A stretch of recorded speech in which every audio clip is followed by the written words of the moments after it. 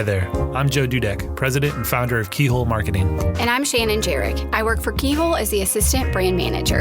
And this is Metaphorically Speaking, a podcast that explores the mysterious side of marketing.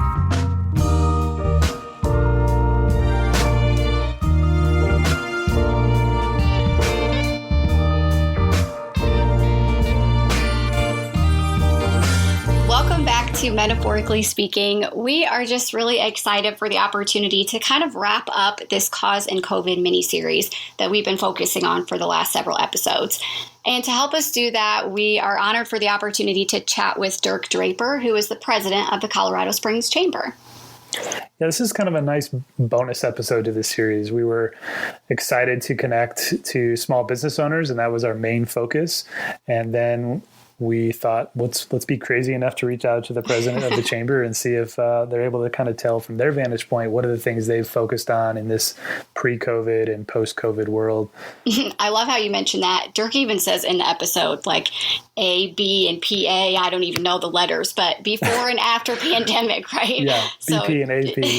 Yeah. Thanks. You're welcome. I'm a visual person. I gotta see it. No, I think you're right. I think that those will be some of the terms we use going forward of just like social distancing is a thing and curbside pickup and Absolutely. all these different things. Oh, yeah. So, we'll have a COVID-specific dictionary by the time we're done with this. For sure. Well, it was even enlightening what he talked about at the beginning of just why does the chamber exist? I think even for me as a chamber member, I have my own little world that I'm focused on. Like, what are they doing for me in this space? But they have so many different initiatives that they're trying to tackle and specific to this community. And it was great for him to paint that picture and then talk about it, like how that has shifted from prior to COVID arriving and since it's been around. Also, what was interesting, what I've personally enjoyed, we talked about this a little bit in the interview, was just their ability to tell the story from a marketing perspective. You know, especially with COVID, there's been so much information that's gone out there. There's so much new things that we just don't even know how to navigate through, and there's so much to consume, and you don't always know who to go to and how accurate is it, and can I even make sense of it? And I think they did a great job, and I've experienced personally, of just condensing that message down. How does it make sense from your perspective as a business owner? What are the things you need to know? How do you apply for this loan? And what are the timelines and the deadlines? And they've done a great job of that. And then even, educating the consumer to know how to best support small businesses. And so from us as marketers, we kind of get geeked out on this stuff, but I thought we can be really critical of that stuff and it can be really bad. But I think they did a great job of condensing the story, making it, helping it to make sense from us, and putting it in a way that like makes it exciting to look at and helps guide us through this day-to-day scene that we're trying to go through. Yeah, not only that, but in their transition, they're still putting out events, even if they are virtual or now with the ability to be a little bit more in person, just to support that community and let them know they're still here to help. And that's awesome. Yeah, for sure. So like we said, we're wrapping up our Cause and COVID mini-series. We hope that you have enjoyed these conversations and just found, some hope and some inspiration in just the wonderful entrepreneurs and small business owners that we've gotten to talk with and gotten to hear their stories from. So if you get a chance, we would love for you to go back and listen to all the interviews, get to know your neighbors if you're in the Colorado Springs area. And like I said, just be inspired to keep pushing forward and, keep looking for a supportive community, because I think as we found through these interviews, it's out there, and that's just so hopeful to me. Yeah. And if you know of any other stories that you think would be great for us to hear, we'd love to sit down and talk to other business owners who've either, struggled really hard through this time and are working their best they can, or others who've had great success. We just love hearing these stories. We love connecting with business owners. So please just send us an email. You can shoot it to us at hi@keyholemarketing.us, and we would just love to connect with them and hear those stories. Absolutely. So we talked with Dirk a little bit about kind of the road ahead and where he sees things going from a chamber perspective and a community perspective. And we know that there's a lot that's still to be determined. And we know that there's been a lot of downside to this pandemic as well as an upside. So we're just excited to kind of walk that journey with the rest of you and see where we go. thanks so much, Dirk, for joining the podcast. Really appreciate your time. We've kind of started off this Cause in COVID series by asking each of the business owners for their quick synopsis about his or her business. And I think sometimes, like with the chamber, it's not always intuitive to everyone what it is the chamber does and why you exist. Could you give a little background on the purpose of the Colorado Springs Chamber specifically and why you do exist? You bet, Joe. So the Colorado Springs Chamber and EDC really has four mission sets. We are a membership organization.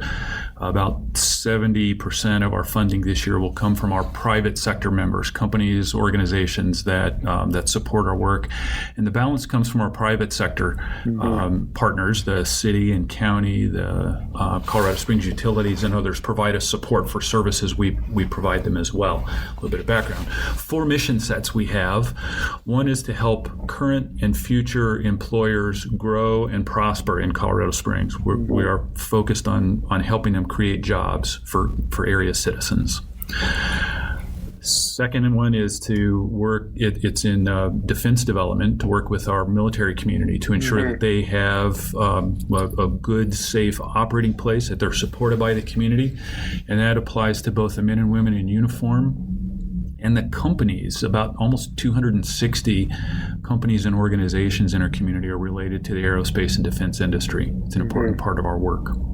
The third area is in public policy. We are the voice of business in this region and are deeply involved in public policy to ensure that we have a strong business climate and that the voice of business is heard at a local level with our city and county, at a state level, and at the federal level as well. And then our fourth one is I mentioned our members at the beginning. That's the lifeblood of our organization. And so the fourth mission we have is to care for those members and to ensure that we have a strong business climate for them. They're recognized for excellence in their work, that they're connected with each other. We have a strong fabric in the business community, and that's part of our work to bring them together in a variety of ways through our member services and our communication and other practices. Yeah, no, that's great. I know it's been helpful for me since we've been moved out here last year and getting acclimated into this community and meeting other members as well. So on a personal note, I appreciate all you've done for me as a business in the last year. How was your organization impacted by COVID? Were you considered an essential business? Did you have to shut down and kind of go remote for a while? Or how did that work for the chamber? Yeah, we were not considered an essential business. Okay. So we have been working from home since the middle of March. Okay. Gotcha. We have continued operations full speed. We've just shifted our focus pretty substantially, as have many businesses. Yeah. Today, and we've had a number of steps along the way, Joe, where in the early months, I've got 22 staff members. Mm-hmm. In the early days, we allowed up to 5 people to come back into the office at one time. Gotcha. We have expanded that or relaxed a little bit to be up to 10 people now. And really, we haven't pushed that limit much because we are able to work remotely. Mm-hmm. We're able to continue serving our members and doing our work on a work from home basis. Yeah. No, that's great. We've had impacts, Joe, I'll just comment, we've had impacts in a number of other ways. The business community that has been impacted by COVID are our members. And so we have had members who've gone out of business. We've had some who have had to reduce or drop completely their membership in the organization. So we've seen financial implications for sure to the organization from COVID as well. Yeah, for sure. Yeah, I think it's been interesting on this whole series to hear really some inspiring stories, and certainly there are many of the other side of that, and it's been a mix. I think it's been interesting to hear. When you think about prior to COVID, what were some of the initiatives you were focused on? If you can look back, I know it's been a whirlwind since then, but what were some of the things that were on your radar at that point? Yeah, isn't that true? Boy, days of COVID, it feels like time has been compressed. Exactly. I think there'll be a BP and an AP time frame for future generations before and after the pandemic. Yeah. Some major things we were focused on before, some of which carry through today in our and I'll talk in those 4 mission sets. Okay. In a job creation mode, what we were working on before, we had 12 to 15 prospects that we were working with, companies that were looking at expanding in Colorado Springs or moving to Colorado Springs, and we were deep in pursuits with those new companies coming, and we were deep in the process of supporting members in their expansion plans. That's a very normal course of business. A quarter of my staff almost is involved in that work and have continued through the pandemic, although that slowed substantially. We'll come back to that. Okay. Before the pandemic, we were involved in pursuit of U.S. Space Command, the headquarters location for Space Force, and we continue to be involved in that, although it's a slightly different process. The Air Force has shifted earlier this year in May that took a different focus, but it has been a heavy focus for us for almost 18 months now. Okay. And continues to be. In public policy, we were represented on a weekly basis at least at the state capitol. You'll remember back then in mid-March, the state legislature was in session. Family medical leave was a heavy topic, and we were very involved in modifications to that program, that proposal. And it shifted immediately, at least that element of our work shifted immediately when the state legislature went into recess from COVID. Yeah. I have to think what we were working on a local level with city council at the time. I'll have to look back at my calendars, Joe, and see what the issue was. And at the time, we were, I'll say the 1st of March, we were anticipating doing almost 150 events this year, everything from speaker series at lunchtime to the state of the city or the state of the region and our gala, everything from small gatherings to many hundreds of folks getting together. And of course, that's been substantially affected as well. For sure. And I've seen quite a bit of the updates of what you have focused on as an organization since then. How would you describe the probably immediate shift from those focus points to your new focus since the pandemic's come around? Yeah, that's a good question.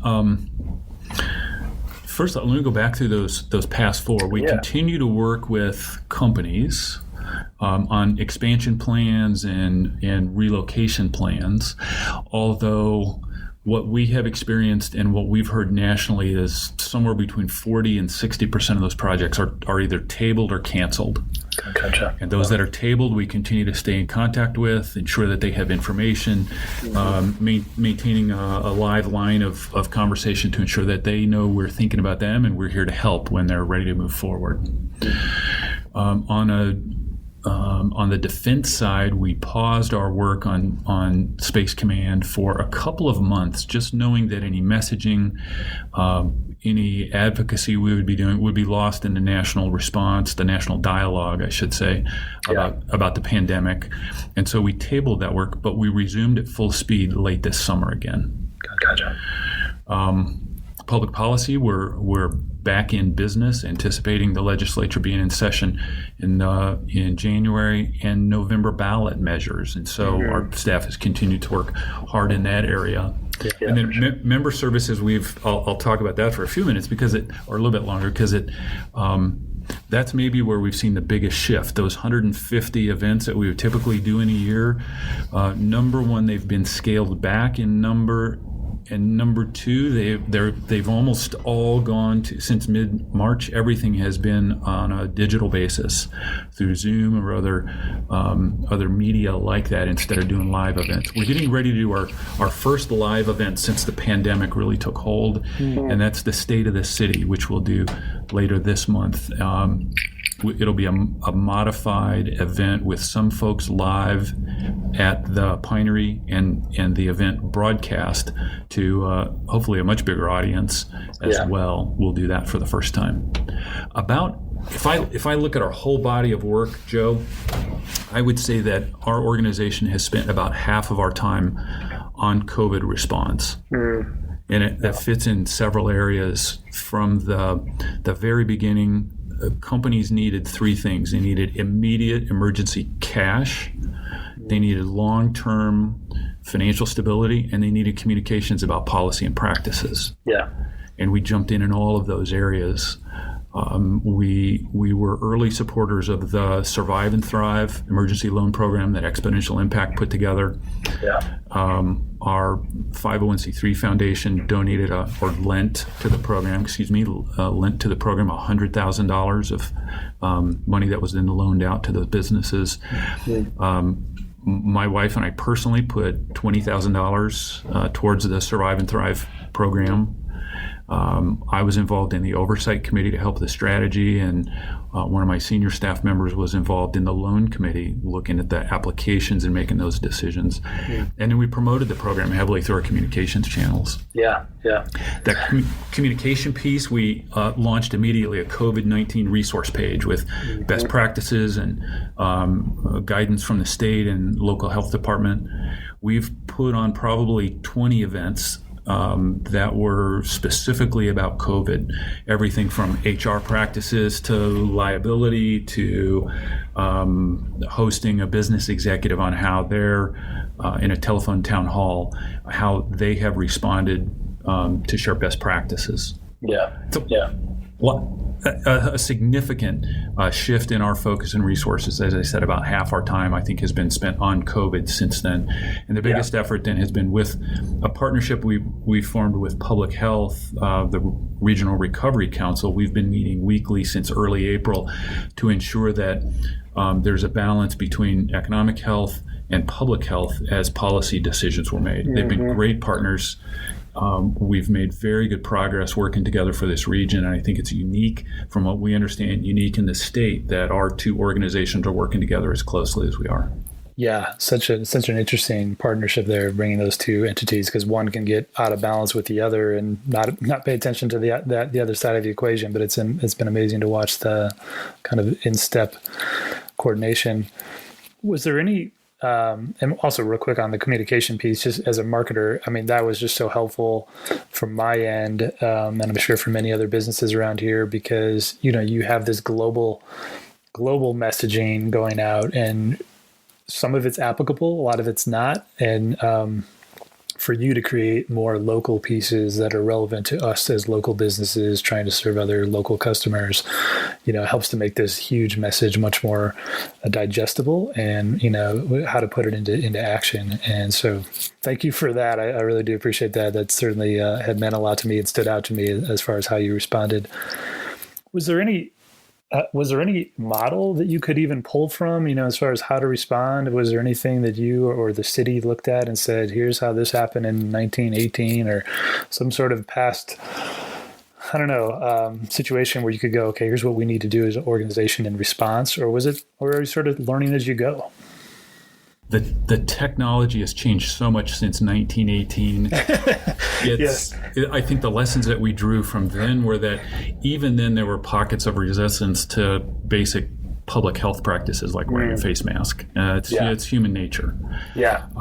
I'd say that initially one area we drew some inspiration from was the Governor's Council on Economic Stabilization and Growth. I served on that for a period of time, representing areas outside the Metro Denver community. And that was an inspiration for me in how we shaped the Regional Recovery Council, and just recognizing the important need to work closely with public health. But otherwise, as I've talked with lots of my friends and peers in the business community, there's no owner's manual for a pandemic. I spent a lot of time, I and my staff spent a lot of time in the very early weeks of the pandemic reading everything we could get our hands on, from McKinsey, from Harvard Business Review, from other really credible sources, to see practices that were being used in other organizations in other parts of the country. But it was very much a real-time learning experience and adapting as quickly as we could, Joe. Yeah, no, I appreciate that. And I know we've experienced on our own level with our school and our son going back to school yesterday, and we've been inundated with all the updates, but there's certainly a lot of grace given to organizations like that and yours who are you have a plan in place, something else swoops in, now you're shifting, you're adjusting, you have to do 4 more communications on that one thing, and there's just no like, here's how this worked in the past, so let's copy and paste. So we're all navigating through it. Just the last question. We talked a little bit about the stories of resiliency we've had on this podcast. You've talked about some the other side of that equation, where businesses have certainly gone out of business and members have had to leave your organization. What, as you look kind of at the whole picture from your vantage point, what's the road ahead look like for the business community here in Colorado Springs?